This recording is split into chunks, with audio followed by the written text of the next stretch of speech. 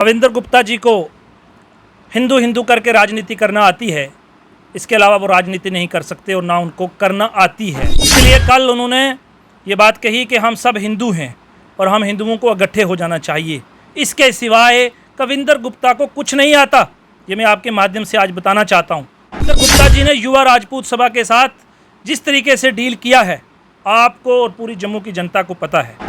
कविंदर गुप्ता जी ने युवा राजपूत सभा से माफ़ी नहीं मांगी। मेरी वीडियो को एडिट करके पेश किया जा रहा है। युवा राजपूत सभा के लोग तो कह रहे हैं माफ़ी मांगी। देखिए, अब दूध का दूध पानी का पानी हो गया है। कविंदर जी ने माफ़ी नहीं मांगी, ये बात अब वो भी एक्सेप्ट करते हैं, क्योंकि कोई माफ़ी की स्टेटमेंट मीडिया में नहीं आई। कहा मुझे खेद है, खेद का मतलब होता है अफसोस। मुझे अफसोस है कि उन्होंने कहा हम सब हिंदू हैं, हम सब हिंदू इकट्ठे होकर बात करते हैं जम्मू की, और इसलिए हम हिंदू हैं तो हमें माफ़ी मांगने की कोई ज़रूरत नहीं है। हमें और भारतीय जनता पार्टी की यही भाषा है कि लोगों को हिंदू हिंदू करवा के उनसे वोट लेंगे। हिंदुस्तान के अंदर माइनॉरिटी का डर दिखा करके भारतीय जनता पार्टी वोट ले रही है। माइनॉरिटी क्या कर सकती है? जम्मू कश्मीर में असेंबली के इंतखाबात नहीं हो रहे, उसका मतलब ये बिल्कुल नहीं कि जम्मू कश्मीर में सियासी गर्मियाँ नहीं।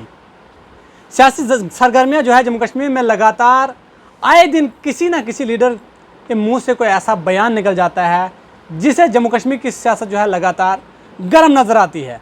बहरहाल कविंदर गुप्ता कुछ दिनों पहले एक ऐसे बयान में फंस गए थे कि उसके बाद उन्हें माफ़ी मांगनी पड़ी। हालांकि उन्हें माफ़ी मांगी नहीं, ये तमाम लोगों को पता है, लेकिन एक बार फिर से कविंदर गुप्ता ने एक ऐसा बयान दे दिया है, हम लोग सब हिंदू हैं और हम सब हिंदुओं को इकट्ठा हो जाना चाहिए। एडवोकेट जुल्फिकार नयन चौधरी जी मेरे साथ बातचीत करने के लिए मौजूद हैं। बहुत बहुत शुक्रिया वक्त देने के लिए।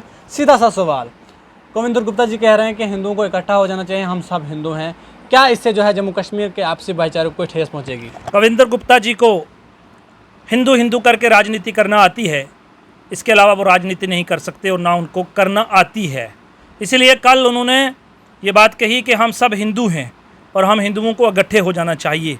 इसके सिवाय कविंदर गुप्ता को कुछ नहीं आता, ये मैं आपके माध्यम से आज बताना चाहता हूँ। कविंदर गुप्ता जी ने युवा राजपूत सभा के साथ जिस तरीके से डील किया है, आपको और पूरी जम्मू की जनता को पता है। कविंदर गुप्ता जी ने युवा राजपूत सभा से माफ़ी नहीं मांगी, और जब उनके खिलाफ युवा राजपूत सभा ने क्रिमिनल प्रोसीडिंग स्टार्ट की, इनिशिएट की, तो दरख्वास्त ही क्या दी कि कविंदर जी की हवा निकल गई। और उन्होंने क्या किया, इमीडिएटली इनको कांटेक्ट किया युवा राजपूत सभा की टीम को और कहा मैं आपसे बातचीत करना चाहता हूँ। उससे पहले उनका क्या स्टैंड था? उससे पहले उनका स्टैंड ये था कि मेरी ये स्टेटमेंट नहीं है, ये बात मेरी जो है तोड़ मरोड़ कर पेश की गई, वीडियो को एडिट किया गया है और मेरी वीडियो को एडिट करके पेश किया जा रहा है। और हमारे वरिष्ठ वकील सुनील सेठी साहब जैसे इतने कद्दावार शख्सियत से उन्होंने प्रेस कॉन्फ्रेंस करवा के ये बात कह दी कि ये बात जो कविंदर जी कह रहे हैं उनका ये स्टैंड है, लिहाजा ये उनकी स्टेटमेंट नहीं है। तो अगर ये स्टेटमेंट नहीं थी तो कविंदर जी अपनी स्टेटमेंट के ऊपर बरकरार क्यों नहीं रहे? आज वो क्यों उन्होंने यू टर्न लिया?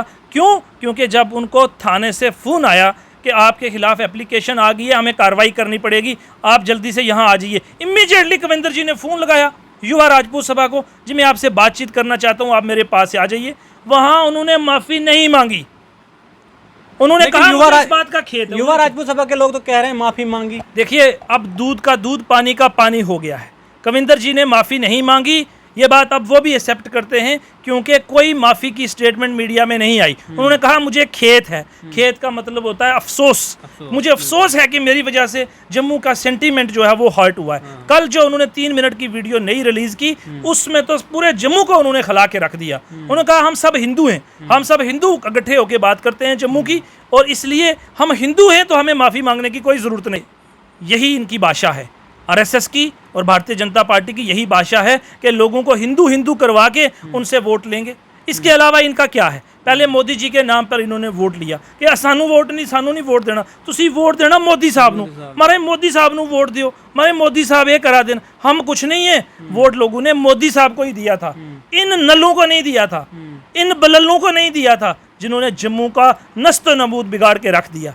इन लोगों की 8 साल से हुकूमत चल रही है। पहले ये पावर में थे पीपल्स डेमोक्रेटिक पार्टी के साथ, उसके बाद इनकी यहाँ सरकार चल रही है, इन्हीं के लेफ्टिनेंट गवर्नर यहाँ पर बार बार लगाए जा रहे हैं। लेकिन जम्मू को क्या मिला? आज जम्मू की जनता क्या कह रही है? लेकिन पहले मैं कविंदर जी की बात को कंप्लीट करूंगा कि आप जम्मू के समाज को तोड़ने का काम कर रहे हो। जम्मू के लोग हिंदू, मुसलमान, सिख, ईसाई आपस में मिलकर यहाँ रहते हैं, एक दूसरे के लिए अपनी जान, अपना खून देने के लिए तैयार हैं, लेकिन आप लोगों को मजहब की राजनीति करके उनको बंटवाना चाहते हैं। जम्मू वो धरती है जहाँ शेर और बकरी ने इकट्ठे पानी पिया है। जम्मू वो धरती है जहाँ हिंदू मरता है तो उसको कांधा देने के लिए मुसलमान खड़ा है। मुसलमान मरता है जम्मू कश्मीर के अंदर, जो कुछ मर्जी हो जाए, लेकिन हिंदू उनको कांधा देने के लिए खड़े हैं। हम उस जम्मू के वासी हैं, हमें फख्र है। हिंदुस्तान के अंदर माइनॉरिटी का डर दिखा करके भारतीय जनता पार्टी वोट ले रही है। माइनॉरिटी क्या कर सकती है? जहां 85% पॉपुलेशन हमारे हिंदू भाइयों की है, 15% अगर यहाँ पर मुसलमान रहते हैं, उनको डराकर उनका वोट लिया जा रहा है। तो आप अंदाज़ा लगा सकते हैं कि कविंदर जी ने माफ़ी नहीं मांगी। आज भी वो अपनी बात के ऊपर पुख्तगी के साथ खड़े हैं कि हमें खेत है, हम माफ़ी नहीं मांगेंगे, हम हिंदू हैं, हम इकट्ठे हो जाएंगे। जुल्करनैन जी, यहाँ पर सवाल तो ये भी खड़ा हो रहा है ना कि जो एलिगेशन कविंदर गुप्ता जी ने लगाए थे कि युवा राजपूत सभा के लोगों ने पैसे खाकर एहतजाज किया, तो अगर युवा राजपूत सभा के लोग खुद यहाँ से वहाँ पर गए और कविंदर गुप्ता ने माफ़ी भी नहीं मांगी, वो एलिगेशन तो सच साबित हो रहा है।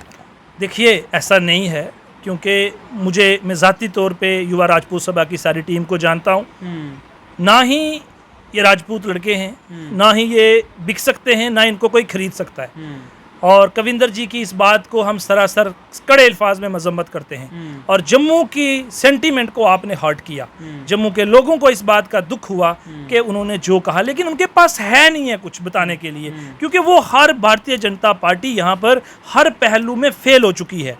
आप देख लीजिए, टोल प्लाजा इल्लीगल है और वहाँ से लोगों से एक्सटॉर्शन हो रही है, जबरन लोगों के जेब से पैसा निकाला जा रहा है, जो नेशनल हाईवे अथॉरिटी के रूल्स की वायलेशन है, कैटेगोरिकल वायलेशन है। 37 किलोमीटर पे लगा है। नितिन गडकरी ने खुद भी पार्लियामेंट में कहा कि 60 किलोमीटर तक कोई टोल होना नहीं। मैं आपको यही तो कह रहा हूँ कि आप पढ़ लीजिए रूल 8।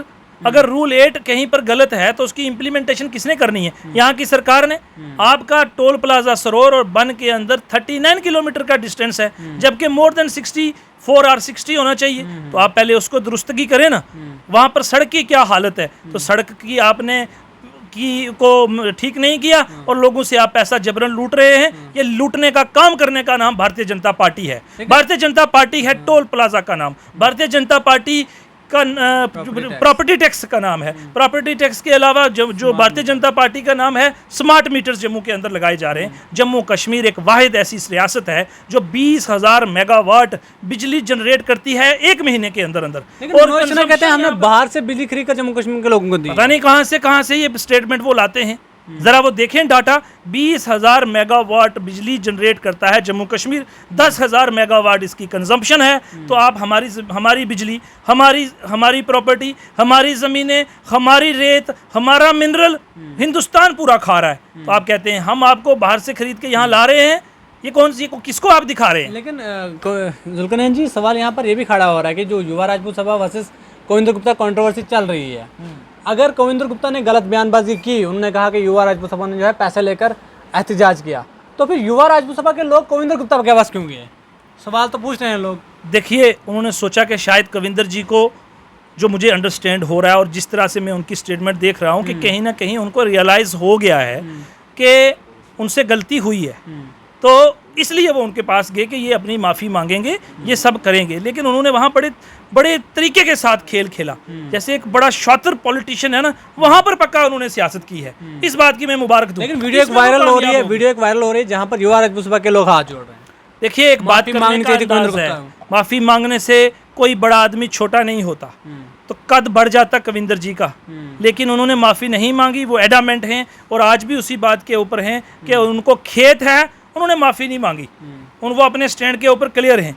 अब युवा राजपूत सभा किस तरीके से आगे बढ़ेगी, किस तरीके से आगे इस इशू को डील करेगी, ये तो वो लोग खुद तय करेंगे। लेकिन युवा राजपूत सभा के कुछ मेंबर्स ने जो है उनके युवा राजपूत सभा से जो है वो रिज़ाइन भी कर दिया, जो उनके वाइस प्रेसिडेंट उन्होंने भी रिज़ाइन कर दिया। देखिए, जब एजिटेशंस लड़ी जाती हैं, मैंने भी 2-3 इश्यूज़ के ऊपर काम किया है, तो बहुत सारे डिफरेंसेस अपने लोगों में आते हैं। और क्योंकि ज़ातियाती तौर के ऊपर विजडम के लिहाज से लोगों की आइडियोलॉजिकली लोगों का डिफरेंस रहता है, तो वो लोग भी अपनी जगह सहमत हैं कि आपको इतनी जल्दी क्या थी कि एक फ़ोन आया तो आप भागते हुए वहाँ चले गए। आपको नहीं जाना चाहिए था, आपको बात करनी चाहिए थी, आपको इंतज़ार कराना चाहिए था। पिछले 10 दिन से ये इशू पब्लिक डोमेन में है और आपको एक फ़ोन आया, आप भागते हुए वहाँ पर चले गए और फिर उन्होंने माफ़ी नहीं मांगी और आपने गले लगा लिया और बाहर आकर आपने ये कहा कि माफ़ी मांगी है। आज वो लोग खुद ये रियलाइज़ कर रहे हैं कि ये गलती हुई है। तो लिहाजा मुझे लगता है कि इसके ऊपर युवा राजपूत सभा अपनी जो एप्लीकेशन जिसका रिज़ल्ट बना कविंदर जी का फ़ोन आना, जो उन्होंने उनके खिलाफ एप्लीकेशन पुलिस में दायर की थी कि इनके खिलाफ क्रिमिनल प्रोसीडिंग्स इनिशिएट की जाएं, तो ही तो उन्होंने फ़ोन किया। बहुत बहुत शुक्रिया एडवोकेट जुल्करनैन चौधरी जी हमारे साथ बातचीत करने के लिए मौजूद थे। फिलहाल कविंदर गुप्ता का बयान कि हम सब हिंदू हैं, हमें एक हो जाना चाहिए, क्या ये बयान कविंदर गुप्ता जी को ज़ेब देता है ऐसा बयान देना? क्योंकि जम्मू कश्मीर के फॉर्मर डिप्टी सीएम रहे हैं, जम्मू कश्मीर के, ना कि किसी पार्टिकुलर एक कम्युनिटी के डिप्टी सीएम थे वो। बहरहाल आप लोगों की इस खबर के बारे में क्या कुछ राय है, आप लोग अपनी राय कमेंट बॉक्स में ज़रूर दीजिए।